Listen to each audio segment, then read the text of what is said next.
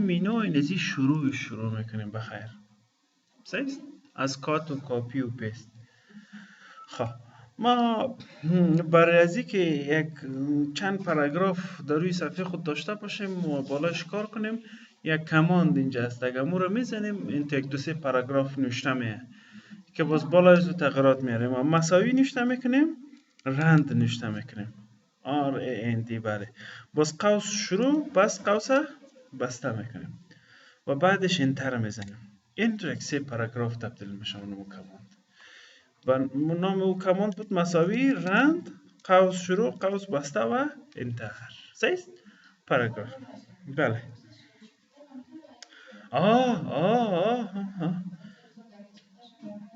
بله بله کتاب داریم، ما کتابشم برای شما میتیم. سیست این ازی بود.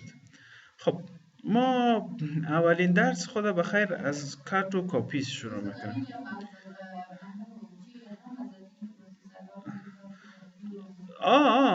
یا دهم است. در اینسرت اگر بزنیم دیگه چیز است. دیدین؟ این دهم است. خب ما دیروز گفتیم بعد از اینکه قسمت تغییرات بیاریم بالایش باید انتخاب بکنیم. سیست اینجا کلیک میکردیم و کلیک اعلان نمیدادیم. مثلا اینجا از ماوس ما میخوایم تا اینجا انتخاب شود. اینجا کلیک کردیم مستقیم میاریم ماوس خود اینجا انتخاب شده میساها. بله مثلا ما کات میزنم، کات اینه از اونجا ورداشته شد. میخوایم که اینجا بیه. مثلا اینجا دوبار کلیک میکنیم، میخوایم اینجا مشخص میکنیم که اینجا بیه. باز برای آوردنش باز دوباره پیست میزنیم. پیست میکنه. بله این قطع میکنه و پیست اما مطلب قطع شده را تکمیل میکنه، میاره در جای دیگه. سیست یعنی تکمیل کننده هم عملی کات و هم عملی کاپی پیست است.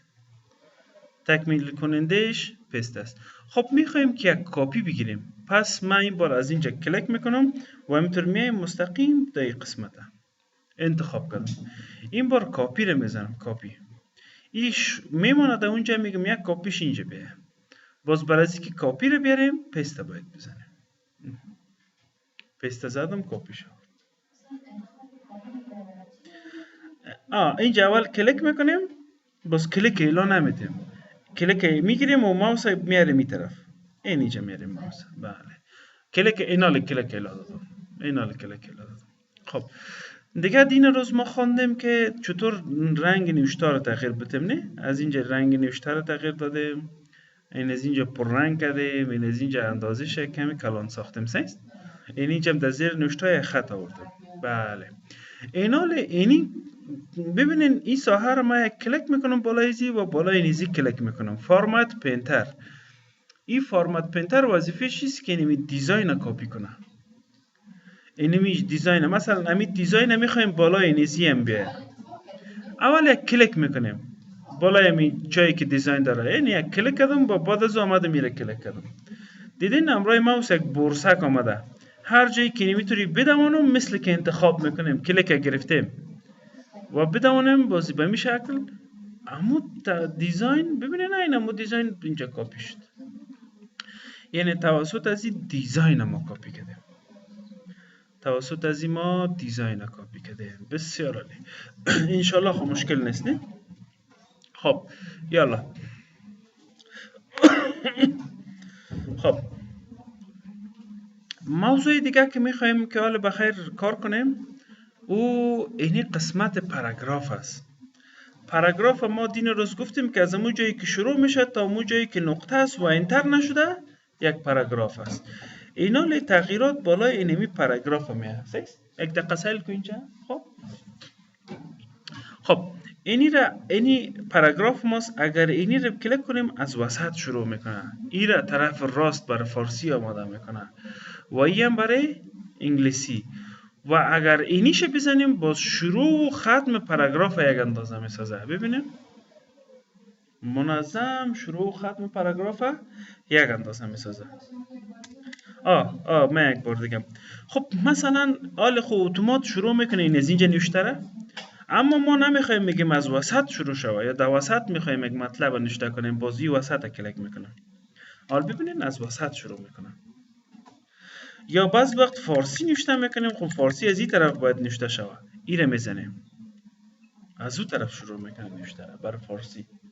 این است، وسط است، طرف راست و طرف چپ است. بله. و این دیگه شو گفتم که برای پاراگراف است. شروع پاراگراف ها خب منظم است، دیدین از یک نقطه منتها ختمش پس و پیش است کمکی. اینی را که ختمش هم مثل شروع وری منظم شود. اینی هم کمانده هر کدام از یار بزنیم فرق نمیکنه. من اولیش میزنم. شروع و ختم پاراگراف بسیار منظم یک اندازه میسازه.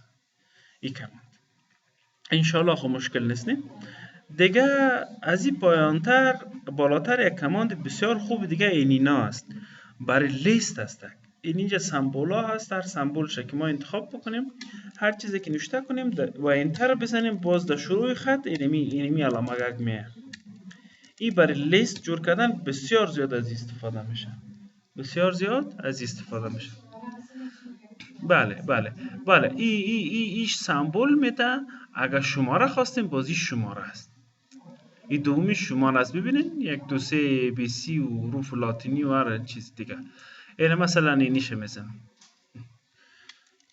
مجرد که انتر کنم 2 میشه، باز انتر کنم اتومات 3، باز 4. به این شکل رفتم میره.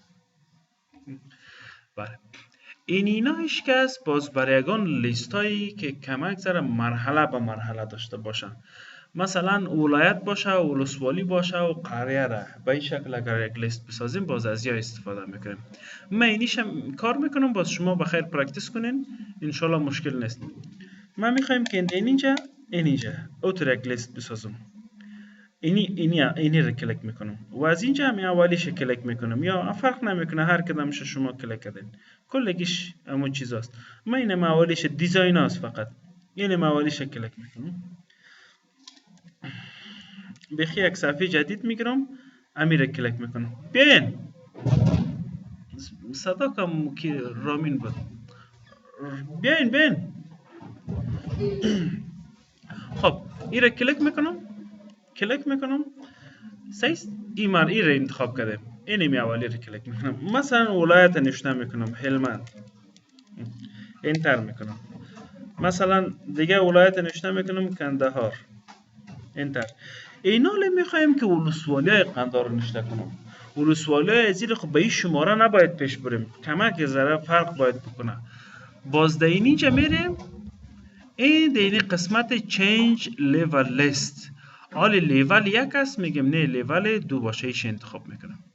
ببینین یک کمی پیشتر میه. سیستک این برای لیست های به این شکل است. من یک کمی کار کنم. خب اسپین مثلا بولدک، دامان، پنج وای. باز اینا رو میخوایم که یک ولایت دیگر نوشته کنیم. پس دی چنج لیول لیست میم، پس مرحله 1 میگیرم. این بار مثلا نوشته میکنم ولایت کابل. این برم نوشته میکنم ولایت مثلا غزنی. این جسه کنین ما چی رقم لیول ساختیم. این لیست ممکن زمانش در یک سطح هست، اما ولسوالی که ما اگر نوشته کنیم باید در اون سطح نباشه. این شماره برای از ولسوالی چی کنیم میشه از شماره. این لیستایی که چند مرحله باشن باز ما از اولی کار نمیتونیم، باید از این سیومی استفاده کنیم. یا مثلا برای کتاب عنوان جز میکنیم این عنوان فصلش است، این عنوان هر صفحه است. مثلا ببینید یک مثال خوب برای ولایت ساختن. این از نام و شماره ولایت است، این از ولسوالی‌اش است. اگر از قریه باز کمی بیشتر میاد دیگه شماره. این برای طور اگه لیستایی که کمک زده پیچیده است باز از سیومی استفاده یک کمی میخوایم که شما ممیر پرکتیس بکنین. سیست یک پرکتیس کنین ببینین که چطور است. همین چیزا میتر میشه نمیشه، اگر نشد باز تکرار میکنم.